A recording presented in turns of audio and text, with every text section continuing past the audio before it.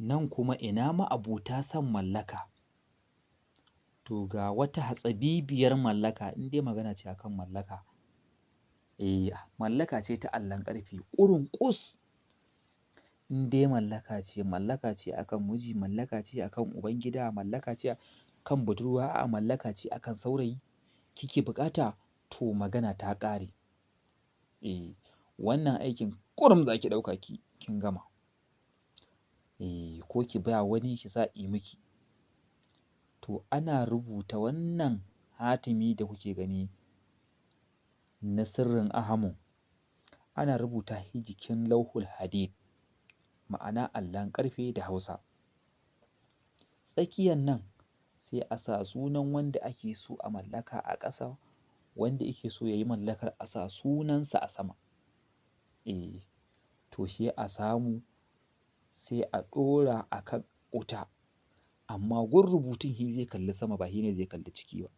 Dan da yawa wasu sai a ba su aikin allon ƙarfe, mutum ya kifa fuskar gun rubutun a kai wutar.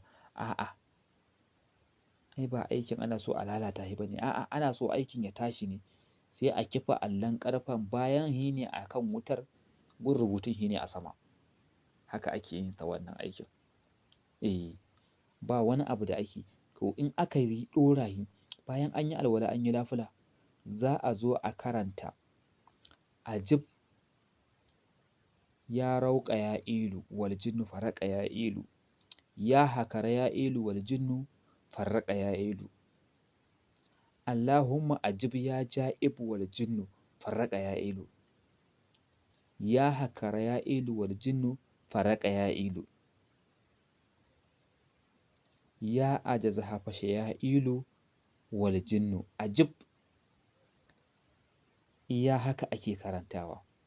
Duk ɗari a ce Allah, albarkacin sunayenka tsarkaka, Allah ka cusa hankalin soyayyar wane a cikin zuciyar wance, ko Allah ka cusa soyayyar wance a cikin zuciyar wane. To wannan ɗalasimai ana karanta su ne 313 rak. 313 rak ake karantawa. Da an gama karantawa sai a yi addu'a a tashi. Ai wannan zaman kwana 3. Tsawon kwana 3 babu wani turare da za ka siya. Babu wani turare. Da ka gama aikin abin da ake so, baƙar kaza za ka nema ƙwaya 3 ka yanka, ka sa mata yaji, kar ka babbaka, kar ka soya ta, kar ka gasa, kar ka dafa ta. Gashi ake so a yi mata gaushi kawai. Sai a yayyaga a ba da ita sadaka, ka ga yanda za a yi. In dai magana ce akan mallaka, ko ubangida ko miji ko saurayi,